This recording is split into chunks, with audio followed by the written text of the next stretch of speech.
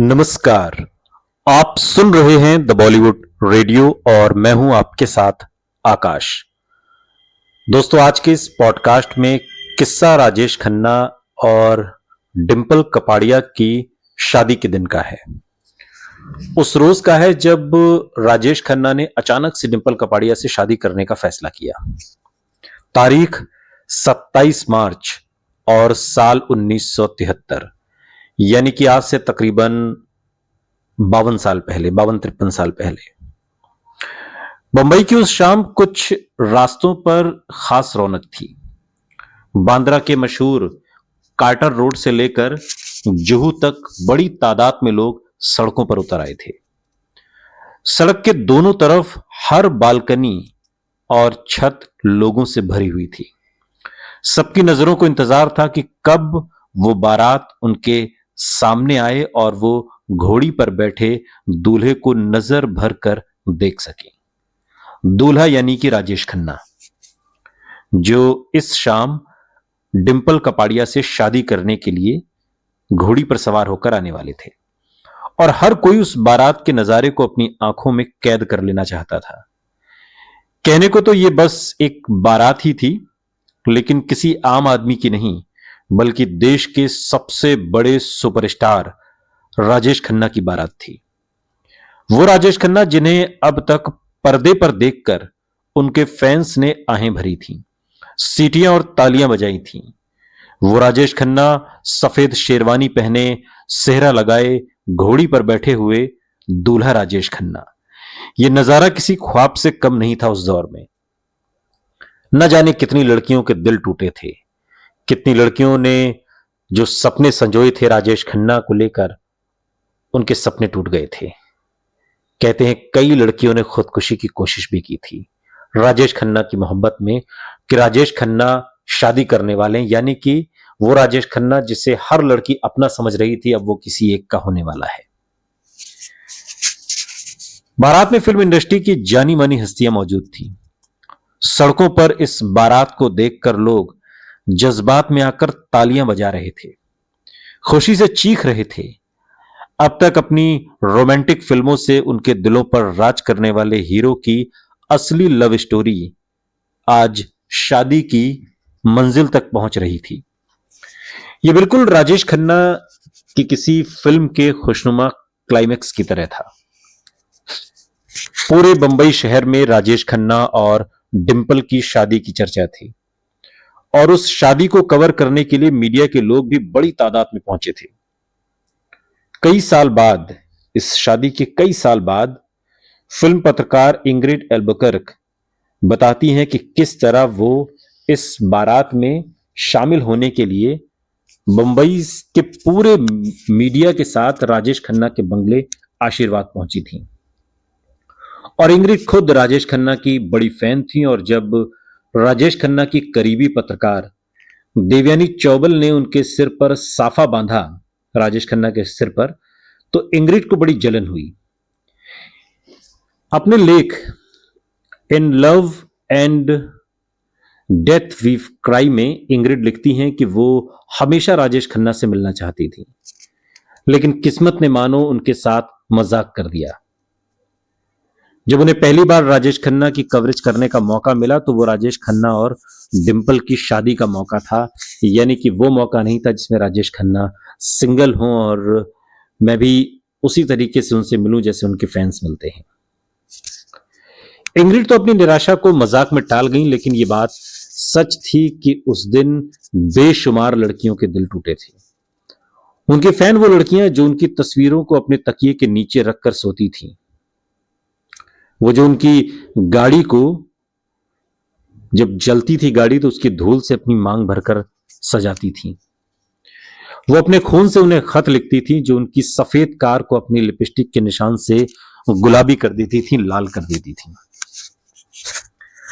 जब उनके दिल टूटे उस दिन, जिस दिन राजेश खन्ना ने डिंपल से शादी की, इस बात का अंदाज बंबई पुलिस को भी बखूबी था, और इस बात का खास बंदोबस्त किया गया कि बारात गुजरने के समय राजेश खन्ना के फैंस कोई हंगामा न खड़ा कर दें। उस दिन एक अफवाह भी आई कि राजेश खन्ना की दीवानी एक कॉलेज की लड़की ने खुदकुशी कर ली है। फिल्म पत्रकार और लेखक हनीफ जावेरी बात के दिनों में एक इंटरव्यू में बताते हैं कि बंबई में पूरे सी फेस के आसपास भी उस दिन पुलिस ने मजबूत सुरक्षा के बंदोबस्त किए थे। उन्हें यह डर था कि राजेश खन्ना की शादी से गमजदा उनकी दीवानी फैंस समंदर में कूद सकती हैं, इसलिए उन्होंने समंदर को एक तरीके से बैरिकेडिंग की गई थी उसकी, उस उतने एरिया में जहां से उनकी बारात गुजरनी थी। बंबई में उस दिन एक अजीब सा दीवानापन था, लेकिन इन लाखों फैंस के दिल टूटने की खबरों से बेखबर घोड़ी पर सजे धजे बैठे दूल्हा राजेश खन्ना के दिमाग में शायद कुछ और ही चल रहा था। वो उस दिन एक और दिल चकनाचूर करने वाले थे। बड़ी धूमधाम से 32 साल के राजेश खन्ना बारात लेकर अपनी 16 साल की दुल्हन डिंपल को लेने निकल पड़े। उनके बंगले आशीर्वाद से लेकर डिंपल के घर का रास्ता सीधा था। बारात का रूट भी पहले से तय था कि फला फला जगह से ही बारात जाएगी, लेकिन राजेश खन्ना ने अचानक से बारात का रुख मोड़ दिया, रास्ता मोड़ दिया। अब उनकी बारात बंबई के जेवीपीडी स्कीम के 7वें रोड में बने एक खास घर की तरफ मुड़ गई। फिल्म इंडस्ट्री से जुड़े लोग और उस दौर की फिल्मी गॉसिप की जानकारी रखने वाले फौरन समझ गए कि राजेश खन्ना के इस कदम का क्या मतलब है। वो इस रास्ते पर किसका घर है ये समझते हैं। ये वो घर था जहां राजेश खन्ना ने एक घायल रिश्ते की कई यादें बसती थीं। ये 7 साल तक राजेश खन्ना की प्रेमिका रही अंजू महेंद्रू का घर था, जिनसे उन्होंने कुछ ही दिन पहले अपना रिश्ता तोड़ा था। बड़ी धूमधाम से शोर शराबे से भरी जो बारात जुहू में कपाड़िया परिवार के घर जा रही थी, उसे राजेश खन्ना ने जानबूझकर अंजू महेंद्रू के घर के आगे से लेकर गए। और इंग्रिड एल्बुकर्क, जो उस दौर में फिल्म पत्रकार थी और इस शादी को कवर कर रही थी, वो उस दिन को याद करते हुए बताती हैं।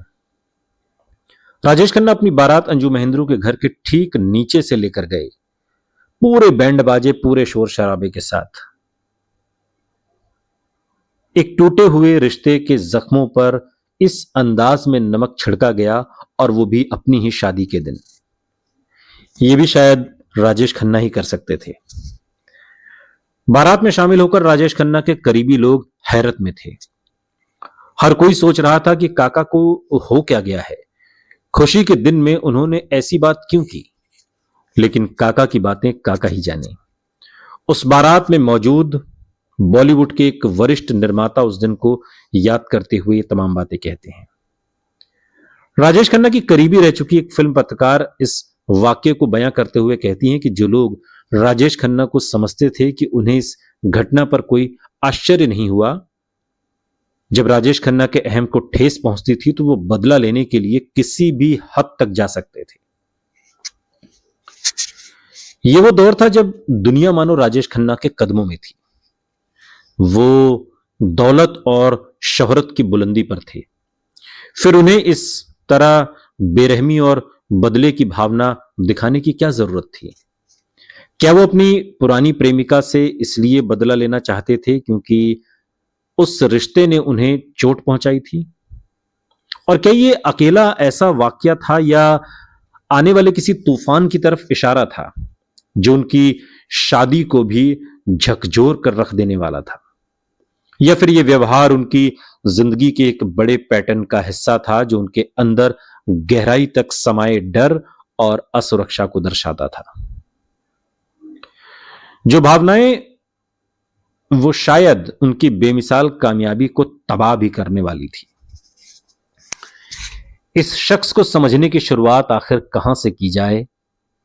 एक ऐसे दौर में जब टीवी चैनलों और सोशल मीडिया का नामो निशान नहीं था और प्रमोशन के लिए पब्लिसिटी की टीम नहीं होती थी, उस दौर में भी राजेश खन्ना के लिए लोगों की बेपनाह दीवानगी थी।